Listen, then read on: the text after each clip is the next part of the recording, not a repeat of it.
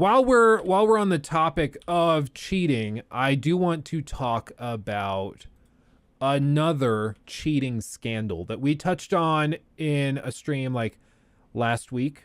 There's been an update that's actually like really interesting. I actually ended up like reading through the whole report that they generated. It's actually pretty freaking cool. We'll do a Spark Notes version because I understand not everybody might be as into this as I might be. So for those of you who missed it, last week we mentioned this thing. Hans Niemann, a 19-year-old kid who's been playing chess competitively for about, probably 6-7 years.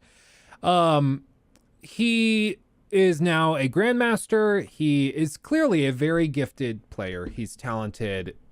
He's a strong player. He was recently in a match against Magnus Carlsen, and after the game, Magnus, which by the way, Niemann won the match with the black pieces, which is extremely uncommon against Magnus. Usually, like if you're going to beat Magnus, it's with the white pieces. If you are going to get the black pieces, you're going to draw. That's just, he's that powerful of a player that you can't stop Magnus. But he beat Magnus, and Magnus said after the game that it was so effortless, it seemed like he wasn't even trying. Like he said, there were moments where things were really complicated, and it seemed like he wasn't even really thinking about it. He just like sat down and made a move pretty casually. It wasn't even a big deal. And that was suspicious. That was weird. So Magnus became convinced that he was cheating, especially because this guy admitted that from like 2016 or something. They basically admitted a while back that he had been in fact cheating, which was again very suspicious. So all of this to say, Magnus was convinced he was cheating. This started like a whole firestorm in the chess world because people are like, oh my god, they're cheating in the highest levels of chess.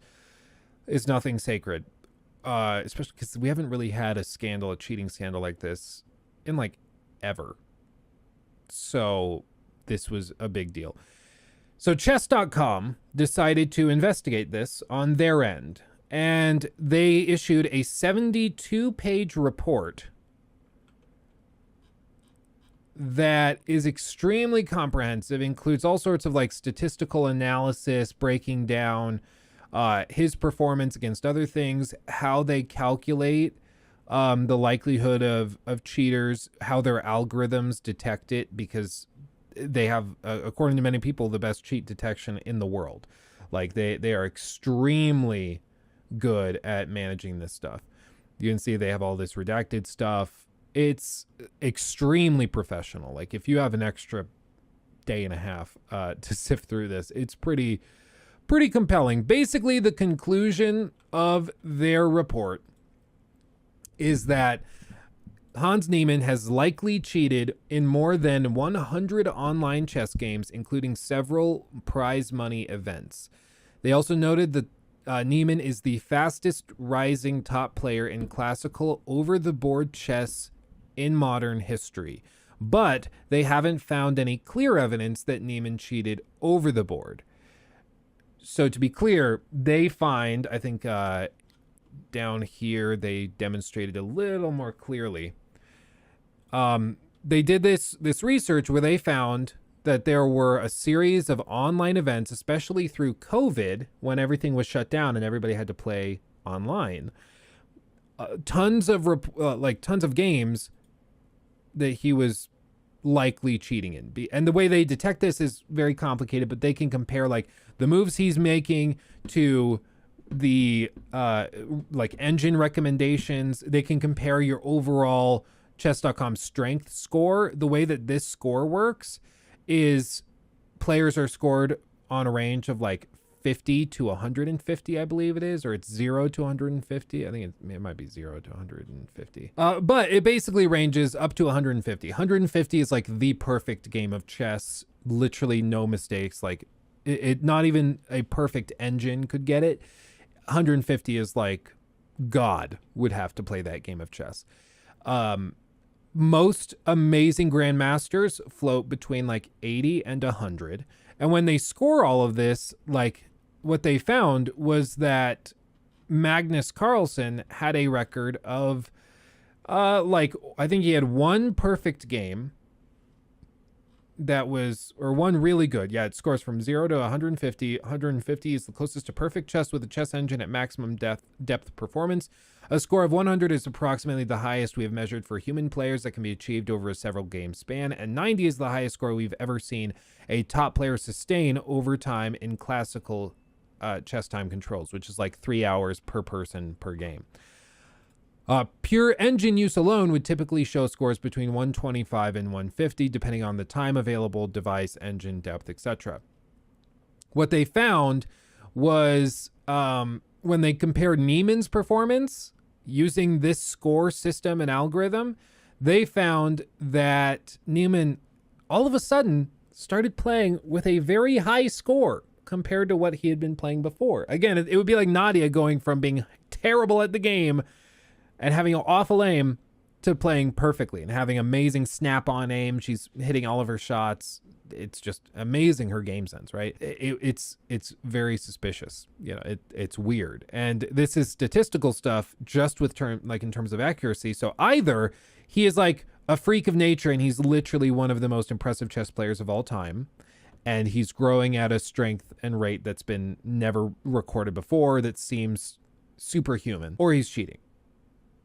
And we already know that he has admitted to cheating on multiple occasions. With this, let's see, Michael. I've cared about chess twice when critical won in like 6 moves, and this cheating scandal surprised me.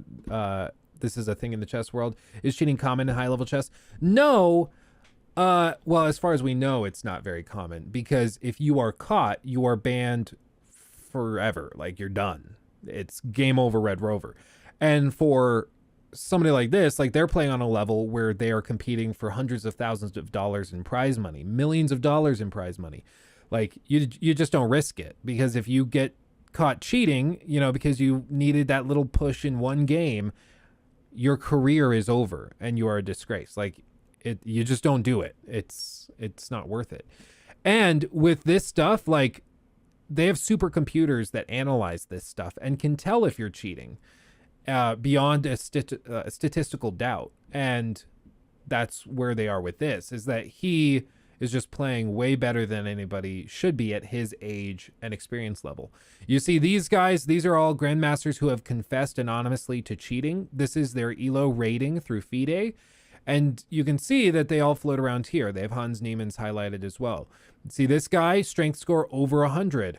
That's very suspicious. That's weird. So, like, when he admitted to cheating on chess.com in 2020, Hans Niemann had an IM title, International Master title, and 1 GM norm. You need 3 to become a Grandmaster.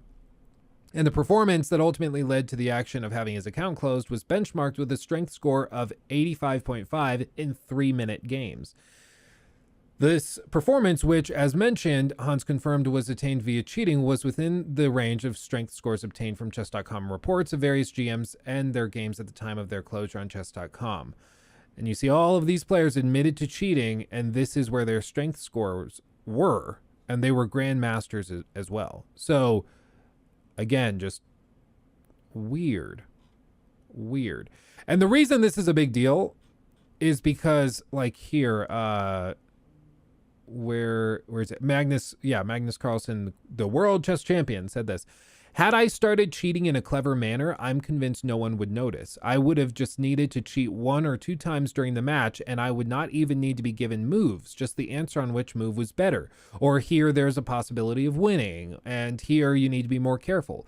That is all I would need in order to be almost invincible, which does frighten me."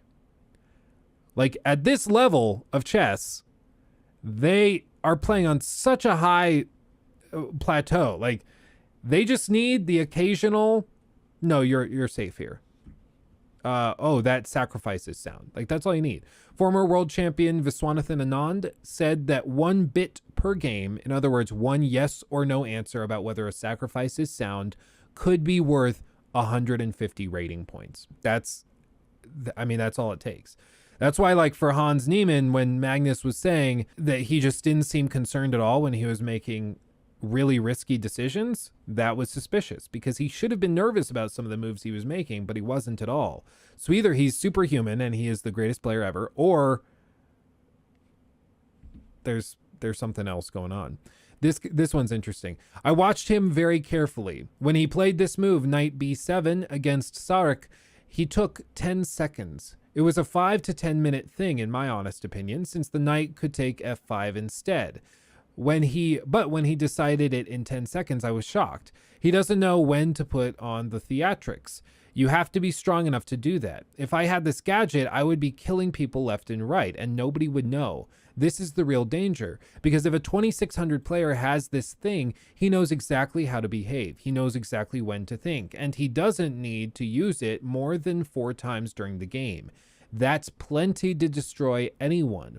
At the critical junction, you switch it on, find out what you should go, or which way do I go? Oh, this little nuance I didn't see. Okay, fine. Boom, goodbye. That's it. At that point, you may think for a long time, although you know the move. But this guy doesn't know. He's just mechanically playing the first move of the computer. Everyone is a clown to him. He says, Kirill Georgiev, put me in a bunker with him and I will destroy him. The guy has no moral compunctions. He is absolutely immoral. That's hardcore, dude. But that's at this level. They just need like a yes or no. That's all you need. And you see they compare him to other prodigies as well. Hans Niemann, over the board classical in 2014. He was at a 67 weighted score. At the end of 2022, he was playing at a 90.89. Weighted yearly gain was 2.66.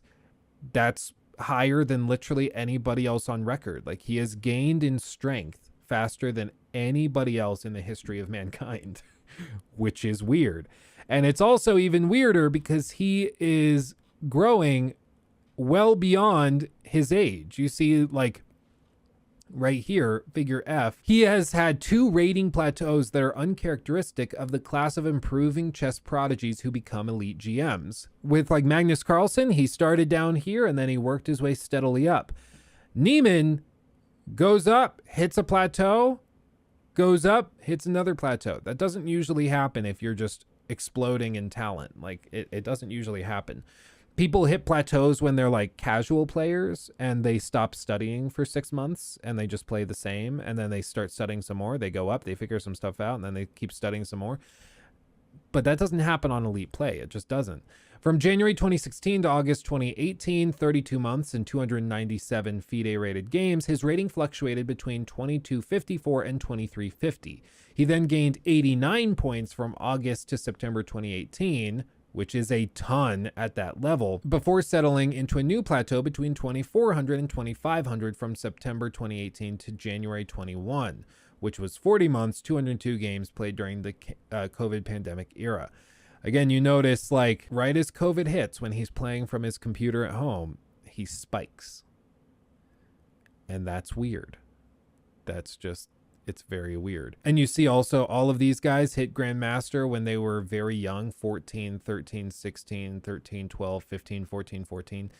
And you see how much they've raised in power so quickly. Michael, thank you for becoming a member. Appreciate you. Oh, that's weird. I don't know why the notification's over there.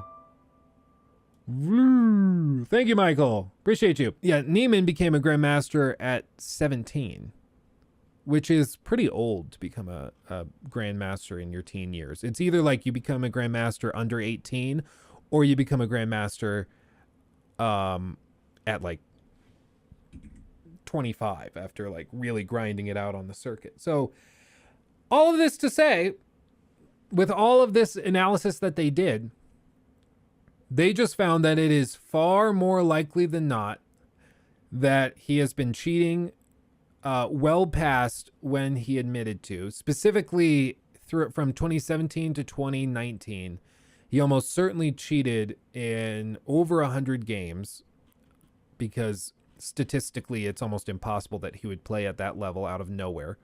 See all these. The Grand Prix likely cheated in 10 out of 10 games.